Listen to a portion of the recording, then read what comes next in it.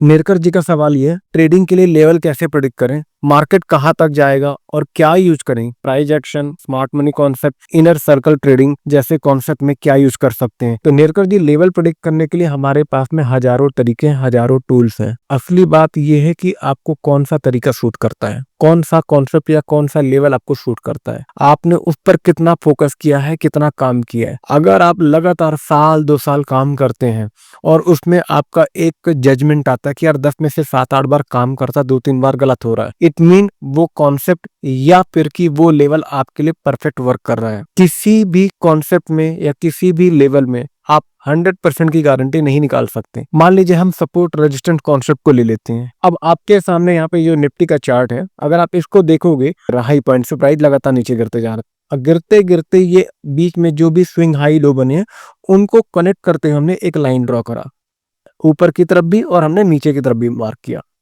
तो support resistance का concept क्या बोलता है कि जहां से प्राइस का रिजेक्शन बार बार होता है, जैसे कि मान लीजिए आप यहाँ पर देखेंगे, इधर से प्राइस नीचे गिरा, इधर से प्राइस नीचे गिरा, तो ये आपका क्या बन गया, एक रेजिस्टेंट पॉइंट हो गया। इसी प्रकार से अगर हम सपोर्ट की बात करें तो यहाँ से प्राइस रिजेक्ट होकर के ऊपर गया, तो ये आपका सपोर्ट पॉइंट बन गया। तो अगर हमें ट्रेडिंग के पॉइंट ऑफ व्यू से अगर देखना हो, समझना हो कि क्या टारगेट लेवल निकाल सकते हैं, तो यहाँ पर प्राइस का ब्रेकआउट होता है। जैसे मान लीजिए यहाँ पर ये वाले कैंडल पे प्राइस का ब्रेकआउट होता है, तो इधर से लेकर के ये सपोर्ट पॉइंट से लेकर के ये रेजिस्टेंस वाली जो लाइन है, इन दोनों के बीच में जो गैप है, उन दोनों के बीच के गैप को आप मार्क कर लीजिए।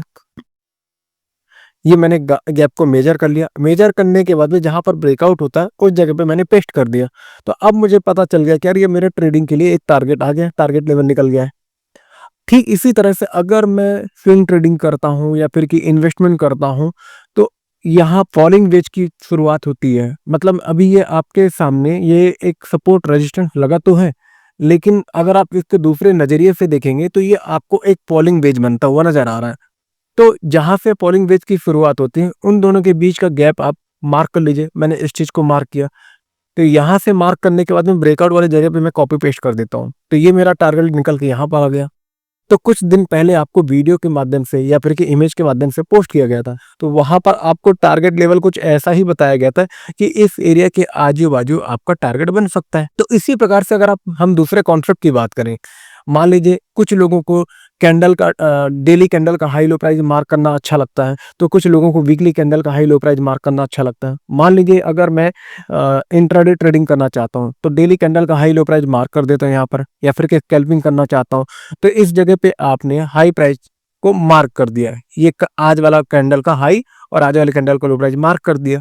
तो इसमें आपने कितनी बार काम किया? अगर आपको पता चले कि यार ये मेरे लेवल काम करता है, तो आप ट्रेड करिए। अगर आपको काम नहीं करता है, नहीं जमता है, तो मत करिए। अब बात आती है आप कॉन्सेप्ट कौन सा यूज करें, आपने उस कॉन्सेप्ट पे कितना काम किया। जिस तरीके से मैंने लेवल प्रेडिक्ट करने की बात करी, कॉन्सेप्ट और लेवल दोनों अलग अलग चीजें होती हैं। कॉन्सेप्ट का मतलब ये होता है कि एक प्रोसीजर को आप फॉलो कर रहे हो, और लेवल का मतलब ये होता है कि आप टारगेट या फिर कि एग्जिट पॉइंट की बात कर रहे हो, टारगेट ढूंढना या फिर कि एग्जिट पॉइंट ढूंढने की बात कर रहे हो। तो अब हम अगर कॉन्सेप्ट की बात करें, तो आपने उसमें एक बात कही थी कि प्राइस एक्शन की बात करें, तो प्राइस एक्शन का बड़ा सिंपल सा मतलब होता है कि अगर कोई बंदा बिगिनर है, मार्केट में नया है, तो उसके लिए प्राइस एक्शन सीखना जरूरी है। वो धीरे धीरे उन चीजों को समझेगा तो उसकी एक अंडरस्टैंडिंग डेवलप होती है। जैसे मान लीजिए सपोर्ट रेजिस्टेंस कैसे ड्रॉ करते हैं, जो भी कैंडलस्टिक बिहेवियर पैटर्न है, इन चीजों को समझते हुए उसकी एक अंडरस्टैंडिंग डेवलप हो जाती है। जब आपके अंदर 2-3 साल काम करते हो और वो एक एक्सपीरियंस बिल्डअप हो जाता है, फिर आप स्मार्ट मनी कॉन्सेप्ट को इस्तेमाल करें। स्मार्ट मनी कॉन्सेप्ट होता क्या है?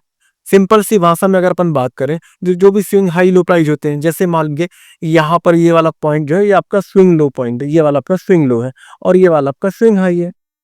तो स्मार्ट मनी कॉन्सेप्ट क्या बोलता है कि जब भी स्विंग हाई या लो ब्रेक करता है, तो ब्रेक करने के बाद में एक बड़ा कैंडल बनेगा। अगर ऊपर जा रहा है तो एक बड़ा रेड कैंडल बनना चाहिए, अगर नीचे जा रहा है तो एक बड़ा ग्रीन कैंडल बनना चाहिए। तो अब जैसे कि मान लीजिए यहाँ पर ये वाले स्विंग हाई का प्राइस ब्रेकआउट हुआ इस जगह पे, तो जब ये वाले प्राइस का ब्रेकआउट हुआ तो यहाँ पर एक बड़ा रेड कैंडल बन रहा है। अब इस रेड कैंडल के नीचे जैसे ही बाजार गिरना स्टार्ट करेगा, तो फिर आप अपना प्लान कर सकते हैं ट्रेड सेटअप के बारे में। ठीक इसी प्रकार से मैं थोड़ा सा बैक टेस्टिंग की बात करूं, यहाँ पे मुझे दिख रहा है, तो अगर आप यहाँ पर देखेंगे तो ये वाली जगह पे आपका एक स्विंग लो बना हुआ है। तो यहाँ से बाजार नीचे गिरा, नीचे गिरने के बाद में प्रीवियस स्विंग लो जो था वो ब्रेक हो चुका था। ब्रेक होने के बाद में एक बड़ा ग्रीन कैंडल बना दिख रहा है आपको, तो इस कैंडल के हाई प्राइस को जैसे ही ब्रेक करता है वहां पर आप एंट्री प्लान कर सकते हैं। इनर सर्कल ट्रेडिंग कॉन्सेप्ट ये उन लोगों के लिए जो मार्केट में 5 साल 10 साल से काम कर चुके हैं या फिर कि सीरियस ट्रेडर के लिए है। तो ये थोड़ा कॉम्प्लेक्स होता है, इसमें इंडिकेटर का यूज बिल्कुल भी नहीं होता। Completely price action, market psychology, smart money concept और भी बहुत सारी चीजों का कॉम्बिनेशन होता है, जिसकी वजह से थोड़ा कॉम्प्लेक्स होता है।